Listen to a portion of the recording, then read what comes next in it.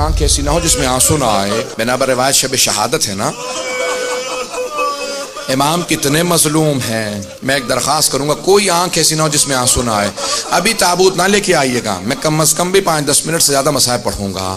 میری درخواست ہے ذرا ایک مرتبہ تصور کی جگہ جملے پہ کہا دیکھو واسطہ کیا دیا تھا, پروردگارہ میری مظلومیت کا واسطہ.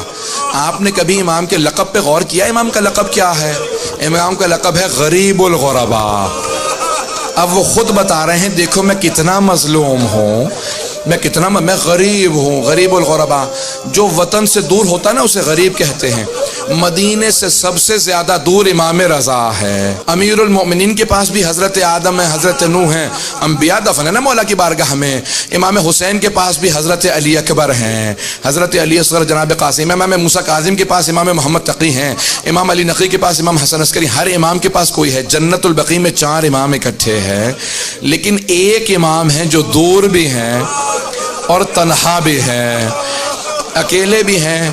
جب ایک مرتبہ ایک شاعر لکھ رہا تھا نا, مرثیہ لکھ رہا تھا, اس نے لکھا کہ ایک نجف اشرف میں امام ہے, ایک کربلا میں ہیں, 4 مدینے میں جنت البقیع میں, ایک آزمین میں. امام نے کہا میں تیرے اس شعر میں اضافہ کر دوں مرثیے میں.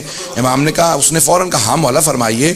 امام نے کہا وَقَبْرٌ بِطُوسٍ یا لہا من مصیبہ, کا ایک قبر طوس میں ہے جو بڑے مصائب کے ساتھ ہے. وہ تب تک تنہا رہے گا جب تک مہدی کا ظہور نہیں ہو جاتا. کہا مولا یہ میں طوس کی کون سی قبر ہے میں جانتا نہیں ہوں. امام نے کہا یہ بھی بنی نہیں ہے, وہاں میرا روضہ ہوگا, وہاں میرا روضہ ہوگا. میں آپ سے روک کے ایک درخواست کروں گا, اگر سب مجھے دیکھ سکیں, میں ایک جملے کو پیش کرنا چاہتا ہوں.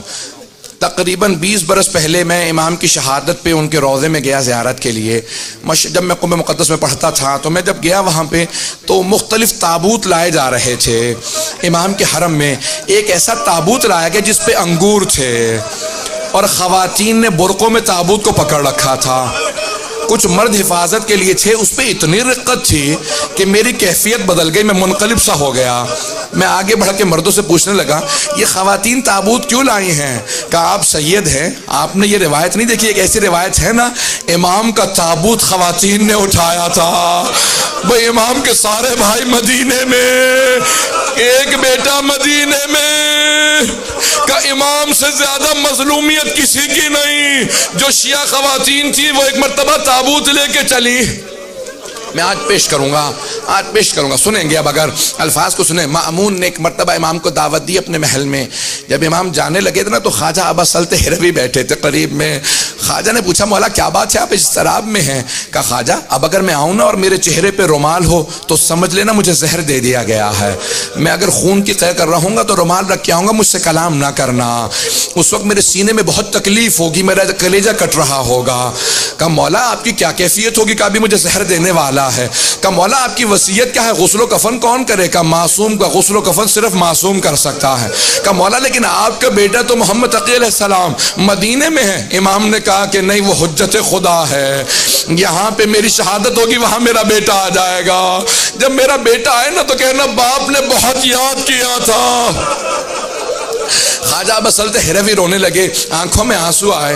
کہا مولا آپ کے صاحبزادے آئیں گے؟ کہا میرا بیٹا آئے گا, اسے میرا سلام کہہ دینا, کہنا باپ نے بہت یاد کیا. میں ایک روک کے آپ کو بات کہوں, ایک روک کی جملہ کہوں گا. ہر باپ کو حسرت ہوتی ہے جب میرا آخری وقت ہو نا, میرا سر میرے بیٹے کے زانوں پہ ہو, میرا بیٹا مجھے پیار کر رہا ہو, میں دنیا سے جاؤں. اب میں 2 اماموں کی کیفیت پیش کروں. ایک امام حسین ابن علی ہے, جناب سیدہ کا برقع ہے, حسین ابن علی کا سر ہے, شمر کا خنجر ہے, بی بی کے دونوں ہاتھ گردن پہ.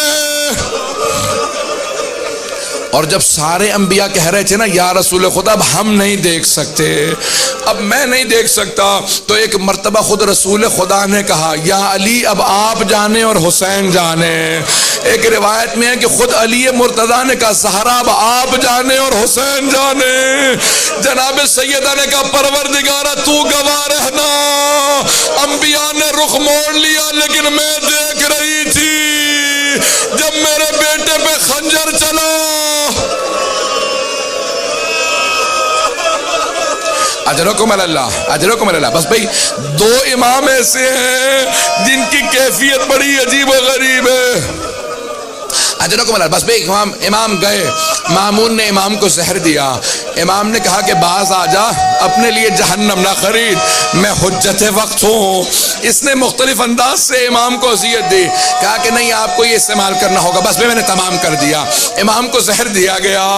بھئی عجیب و غریب آج کیفیت ہے، مشہد مقدس میں دل تڑپ رہے ہوں گے، آج امام زمانہ مشہد میں استقبال کر رہے ہوں گے نا، آج سارے امام جا رہے ہوں گے امام رضا کا پرسہ دینے امام زمانہ کو، آج جناب سیدہ مشہد میں کھڑی ہے۔ آباد کس طرح یہ چمن فاطمی ہوا، کس کی نظر لگی کہ یہ گھر ماتمی ہوا۔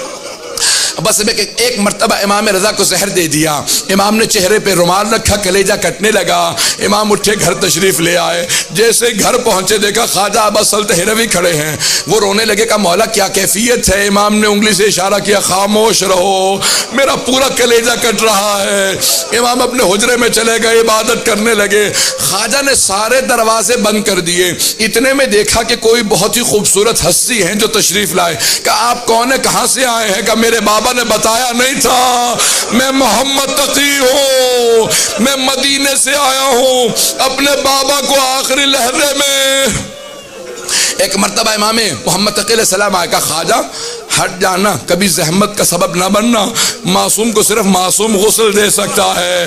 کہا ایک مرتبہ میں نے دیکھا حوض کوثر سے پانی نازل ہوا، حنوط کا کافور نازل ہوا، کہا ہٹ جاؤ۔ امام نے بڑی تعظیم سے غسل و کفن دیا، لیکن میں جوڑ کے ہاتھ آپ کے سامنے ایک جملہ کہوں گا، امام رضا تڑپ کے کہہ رہے ہوں گے، اے میرے بیٹے میرے جنازے کو کاندھا نہ دینا، مجھے میرے جد حسین یاد آ رہے ہیں، ان کا لاشا گھوڑوں کی ٹاپوں میں تھا۔ اجرکم اللہ۔ میں نے تمام کر دیا، بس بھئی 2 منٹ کی زحمت دوں گا آپ کو، تابوت برآمد ہونے والا ہے، تابوت آنے والا ہے، آپ جب سب آج پرسہ دیجئے گا نا تو آج 2 ہستیوں کو پرسہ دینا ہے نا آپ نے، جناب سیدہ کو اور امام زمانہ کو۔ میں آپ سے ہاتھ جوڑ کے درخواست کروں گا آج ایک اور بی بی کو پرسہ دیجئے گا، اس بی بی کا نام ہے معصومہ قوم۔ وہ بی بی مدینے سے چلی بڑی حسرتیں لے کے، مجھے بھائی سے ملنا ہے۔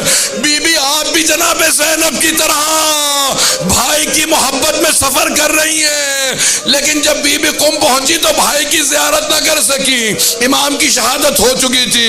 آخری جملہ سن لیجئے، بڑی تعظیم سے ایک مرتبہ تابوت چلا امام رضا علیہ السلام کا، وہاں مشہد میں مامون پہلے پہنچ گیا، کہا کہ میں جنازہ پڑھاؤں گا، خواجہ نے کہا خبردار آگے نہ بڑھنا، محمد تقی جنازہ پڑھا چکے۔